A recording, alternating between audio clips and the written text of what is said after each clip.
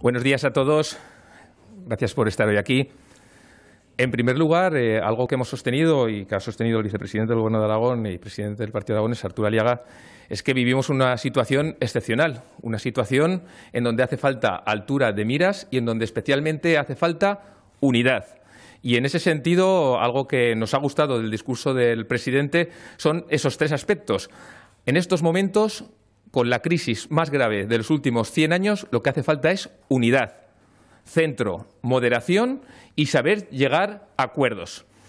Nos gusta cuando ha nombrado el papel clave que ha tenido y está teniendo el vicepresidente del Gobierno de Aragón, Arturo Aliaga. Un papel clave en donde se pone en valor lo prioritario, que es la sanidad, naturalmente lo urgente, que es lo social, y algo que hemos defendido en este Gobierno, y es el papel del tejido productivo.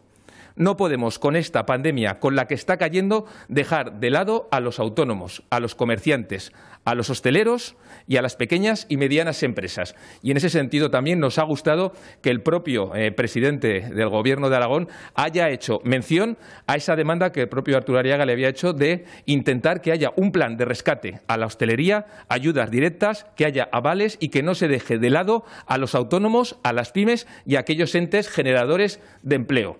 Por tanto, yo creo que dentro de esta situación tan complicada que estamos teniendo, tenemos que celebrar, como ha dicho además el presidente, que Aragón haya firmado esa estrategia para la reactivación social y económica, pionera de Aragón, en Aragón y en España. Ojalá aprendieran en Madrid, donde se ponga en valor algo que es clave, que en los próximos presupuestos del año 2021, además de luchar contra la pandemia, también pongamos en valor todo lo que son esos sectores y esos retos que tenemos en el futuro. Retos que tienen que ver con la digitalización para crecer. Retos que tienen que ver, como además ha dicho el presidente, en no dejar de lado al medio rural tan importante que es en Aragón, u otros retos como tenemos con la conciliación, la educación, nuestros jóvenes o nuestros mayores. En definitiva, tiempos complicados, pero que hemos de superar entre todos con altura de miras.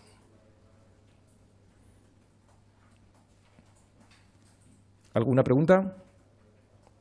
Pues muchas gracias.